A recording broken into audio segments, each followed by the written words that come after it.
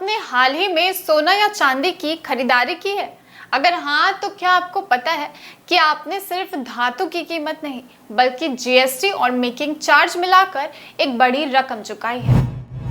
चलिए आज हम आपको बहुत ही आसान भाषा में बताते हैं, गोल्ड और सिल्वर ज्वेलरी खरीदते समय आपका पैसा कहाँ कहाँ जाता है। सबसे पहले बात करते हैं जीएसटी की। सरकारी नियमों के मुताबिक सोना और चांदी पर 3% जीएसटी लगाई जाती है और ज्वेलरी के मेकिंग चार्ज पर 5% जीएसटी लगाई जाती है। अब इसे एक उदाहरण के तौर पर समझते हैं। मान लीजिए कि आप 10 ग्राम सोना खरीद रहे हैं जिसका बाजारी भाव 1 लाख रुपए है, तो अब उस पर 3% जीएसटी यानी कि 3,000 रुपए लगेंगे। और मान लीजिए कि आपका मेकिंग चार्ज 10,000 रुपए है। अब मेकिंग चार्ज पर भी आपको 5% जीएसटी यानी कि 500 रुपए लगेंगे। अब आपकी कुल कीमत मिलाकर 1 लाख, 3,000, 10,000 और 500 यानी कि कुल कीमत मिलाकर 1,13,500 हो जाती है।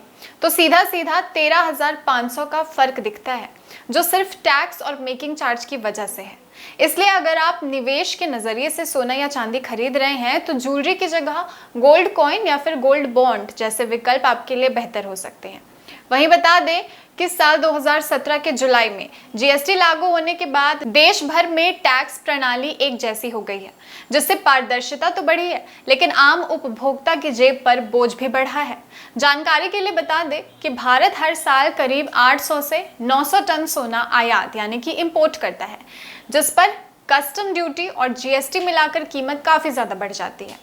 तो अगली बार जब आप भी सोना खरीदें तो सिर्फ उसका बाजारी भाव ना देखें, बल्कि टैक्स और मेकिंग चार्ज को भी ध्यान में रखते हुए उसकी खरीदारी करें। इसी जानकारी के साथ दीजिए इजाज़त। मैं प्रियंका सिंह और आप देख रहे थे द न्यूज़ पोस्ट। इसी तरह की और खबरों के लिए हमारे चैनल को सब्सक्राइब करें।